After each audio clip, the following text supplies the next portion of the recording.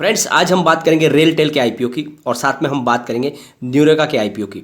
दोनों के आईपीओ के अंदर जीएमपी के अंदर बहुत ही ज़बरदस्त अप डाउन चल रहा है।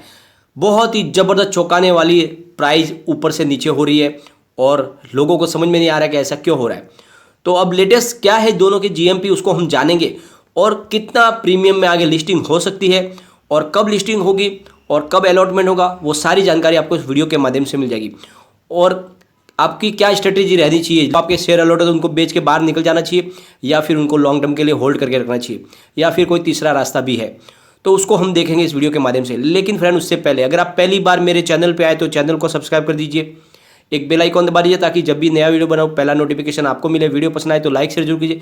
चलो फ्रेंड्स, वीडियो स्टार्ट करते हैं। मैं हूँ आपका दोस्त एसबी दवे और हमारे अपने चैनल ऑनलाइन कमाई में आपका बहुत बहुत स्वागत है।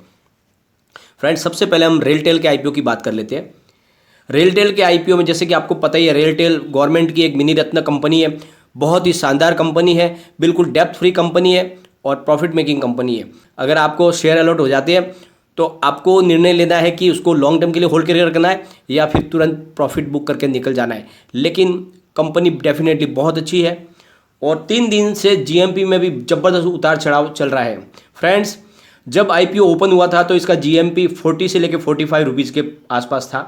इशू की प्राइस 93 से 94 रखी गई थी और इशू के पहले दिन ही सब्सक्राइब हो गया था पूरा आईपीओ और 3 दिन बाद करीब 6.5 गुना सब्सक्राइब हुआ है और 3 दिन में फ्रेंड्स ये करीब 6.5 गुना सब्सक्राइब हुआ था और रिटेल पोर्शन में 10.55 गुना हुआ था और क्यूआईबी पोर्शन 2.97 गुना सब्सक्राइब हुआ था और संस्थागत निवेशक कोटा 2.63 गुना ही सब्सक्राइब होता और इसी वजह से इसके प्रीमियम में भारी गिरावट आ गई, क्योंकि क्यूआईबी कोटा और संस्थागत निवेशक के कोटे में काफ़ी कम सब्सक्राइब होते और इसकी वजह से ही प्राइस में काफ़ी गिरावट आ गई थी और इसका जीएमपी गिरते हुए नीचे आ गया था 12 से 13 रुपये पे और सबको ज़्यादा टेंशन हो गई थी।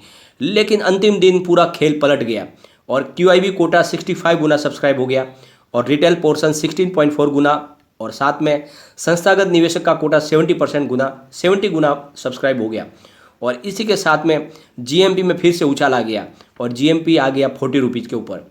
और फ्रेंड्स, तो इस तरह से अब रेलटेल के आईपीओ में जीएमपी फिर से बढ़ गया है और इसमें अब बहुत ज़्यादा रौनक लौट चुकी है और गवर्नमेंट की एक मिनी रत्न कंपनी है और आने वाले समय में 5G टेक्नोलॉजी आने वाली है और इसको फाइबर बिछाने का ऑर्डर मिल सकता है और इस वजह से आने वाले रेलटेल के कारोबार में बहुत ज़्यादा तेज़ी आने वाली है। और साथ में सबसे बड़ी बात फ्रेंड्स, सरकार इस रेलटेल के आईपीओ के माध्यम से जो रकम जुटाने जा रही है वो अपने खुद के इस्तेमाल के लिए यूज करने वाली है। मतलब कंपनी को ये पैसे नहीं मिलेंगे बल्कि ये सरकार इस्तेमाल करेगी पैसे, क्योंकि ये पूरी तरह से सरकारी कंपनी है और इसमें आपको इन्वेस्टमेंट करना चाहिए। और फ्रेंड्स, सबसे बड़ी बात, अगर आपको आईपीओ में अलॉटमेंट हो जाती है तो आपको इस शेयर को लॉन्ग टर्म के लिए आप होल्ड करके रख सकते हैं। लेकिन मेरा मानना है कि आपको जितना प्रॉफिट मिले उसको रख के बाकी के आपको शेयर निकाल लेने चाहिए। रेलटेल आईपीओ की अलॉटमेंट 23 फरवरी को होगी और 24 फरवरी को आपके डीमैट अकाउंट में शेयर आ जाएंगे और 26 तारीख को इसकी लिस्टिंग होने वाली है। तो आपको डेट का ध्यान रखना है और 10 बजे लिस्टिंग होगी और प्रीमियम में लिस्टिंग होने की पूरी संभावना है और अच्छा खासा जीएमपी चल रहा है वापस, तो इसके हिसाब से अच्छे खासे प्रीमियम के साथ में लिस्टिंग की संभावना बन रही है। अब हम चलेंगे न्यूरेका आईपीओ की तरफ। न्यूरेका आईपीओ करीब 39.93 गुना सब्सक्राइब हुआ था, जिसमें रिटेल पोर्शन 66.65 गुना सब्सक्राइब हुआ है और क्यूआईबी पोर्शन 3.10 गुना सब्सक्राइब हुआ है और नॉन इंस्टीट्यूशनल इन्वेस्टर का जो कैटेगरी है उसमें 31.5 गुना सब्सक्राइब हुआ है और एम्प्लॉय कोटा 4.82 गुना सब्सक्राइब हुआ है और अदर्स कोटे में 1.1 गुना सब्सक्राइब हुआ है और टोटल जो है वो है 39.93 गुना सब्सक्राइब हुआ है न्यूरेका का आईपीओ। और आईपीओ प्राइस रखी गई थी 396 से लेके 400 की और 35 शेयर का एक लॉट है और मैक्सिमम आप 14 लॉट तक आप अप्लाई कर सकते हैं। इसका आईपीओ ओपन हुआ था 15 से लेकर 17 फरवरी तक और अलॉटमेंट की डेट है 23 फरवरी की और रिफंड आपको 24 फरवरी तक मिल जाएगा और 24 को ही आपके डीमेट में भी आ जाएंगे शेयर और लिस्टिंग डेट रखी गई है 26 फरवरी की, यानी दोनों एक ही दिन होने वाले रेलटेल आईपीओ और साथ में न्यूरेका आईपीओ दोनों 26 फरवरी को ही लिस्ट होंगे।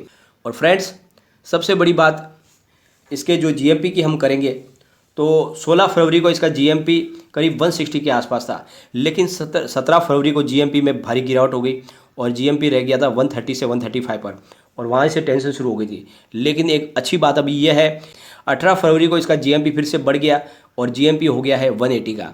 तो इस तरह से दोनों ही आईपीओ के अंदर बहुत ज़बरदस्त तरीके से अप डाउन चल रहा है। कुछ समझ में नहीं आ रहा है कि ऐसा क्या हो रहा है। यानी जैसे कि आपको पता ही है रेलटेल के आईपीओ में जीएमपी पहले अच्छा था, 40 रुपीज़ के आसपास था। लेकिन फिर जब 3 दिन के बाद आईपीओ को क्यूआईपी कोटे में रिस्पॉन्स अच्छा नहीं मिला तो जीएमपी 12 से 13 रुपये के आसपास आ गया। लेकिन जब लास्ट दिन पूरा कोटा भर गया तो फिर से जीएमपी 40 रुपीज़ के आसपास पहुँच गई और बहुत ही शानदार अभी उसमें रिस्पॉन्स दिख रहा है।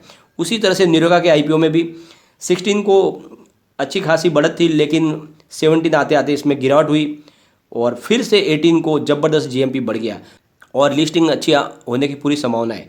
तो अब आपको क्या करना चाहिए? क्या लिस्टिंग में प्रॉफिट बुक करके निकल जाना चाहिए या फिर इनको लॉन्ग टर्म के लिए होल्ड करके रखना चाहिए? तो फ्रेंड्स, मेरा मानना यह है कि अगर आपने आईपीओ की पर्पज़ से ही इन्वेस्टमेंट किया था तो आपको तुरंत लिस्टिंग के समय ही प्रॉफिट बुक करके बाहर निकल जाना चाहिए। और एक दूसरा सबसे बेस्ट रास्ता है जो मैं हर बार आपको बोलता हूँ आईपीओ के दौरान, कि आपको अपना जो प्रॉफिट है उसको रख के बाकी का जो भी इन्वेस्टमेंट है उसको बाहर निकाल लेना चाहिए, ताकि आपका प्रॉफिट आपको दुगुना प्रॉफिट आगे देता रहे। और रेलटेल आपको आने वाले समय में बहुत शानदार प्रॉफिट दे सकता है, क्योंकि इसकी प्राइस रीजनेबल है और कंपनी डेप्थ फ्री है, सरकारी कंपनी है और आने वाले समय में इसकी प्राइस बहुत ज़्यादा बढ़ सकती है। तो आपको अपने हिसाब से निर्णय लेना है। फ्रेंड्स, अगर आप स्टॉक मार्केट में इन्वेस्टमेंट करना चाहते हो, स्टॉक मार्केट से पैसे कमाने चाहते हो, तो आपके लिए ज़रूरी है आपके पास एक डीमैट और एक ट्रेडिंग अकाउंट होना चाहिए। उसके बिना आप स्टॉक मार्केट में काम नहीं कर पाओगे। लेकिन सबसे बड़ी बात, डीमैट और ट्रेडिंग अकाउंट कहाँ खुलवाए? बहुत सारी ब्रोकरेज फर्में हैं, बहुत सारे अलग अलग ऑफर पेश करती है। लेकिन सबसे बड़ी बात, आप स्टॉक मार्केट में बिल्कुल नए हो तो आपको एक ऐसा ब्रोकर चाहिए जो आपको अच्छे से गाइड कर सके, प्रॉपर गाइड कर पाए, जो आपको आपका पोर्टफोलियो मैनेज करने में आपकी मदद कर सके, साथ में आपका कहाँ पर इन्वेस्टमेंट करना है, कितना इन्वेस्टमेंट करता है, वो आपको सब बता सके। तो इसके लिए ज़रूरी है कोई पुराना ब्रोकर फर्म जो आपको अच्छे से ये सब सर्विस दे पाए। तो एक ऐसा ही नाम है एंजल ब्रोकिंग का। वो आपको अच्छे से प्रॉपर गाइड करते हैं और उनकी रीजनेबल सर्विसेज है, साथ में उनकी ब्रोकरेज जो चार्ज है वो भी कम है और हिडन चार्ज नहीं लगाते। सबसे बड़ी बात है, उनके जो भी चार्जेस है वो सामने आपको दिखेंगे और उसके हिसाब से आप डिसीजन ले सकते हैं। और एंजल ब्रोकिंग की जो सर्विस है बहुत ही शानदार है और हिंदुस्तान के बहुत ही पुरानी ब्रोकरेज फर्म है और वहाँ पे आपको अकाउंट खोलना चाहिए और आपको अच्छी सी सर्विस वहाँ से मिल सकती है, क्योंकि आप बिल्कुल बाज़ार में नए हो। तो मैंने डिस्क्रिप्शन में उसकी लिंक दी हुई है, आप वहाँ पर जाके अच्छे से आप वहाँ से रिसर्च कर ले और उसके बाद में अपना अकाउंट खोले और वहाँ से आप अपनी सर्विस यूज़ कर सकते हैं। लेकिन फ्रेंड्स, कोई भी इन्वेस्टमेंट करने से पहले अपने फाइनेंशियल एडवाइजर से एक बार एडवाइस ले ले या अपना खुद का रिसर्च करें, क्योंकि मैंने वीडियो आपके एजुकेशनल पर्पज़ के लिए ही बनाया। वीडियो पसंद आए तो लाइक शेयर जरूर कीजिए और चैनल को सब्सक्राइब कर दीजिए। Thank you.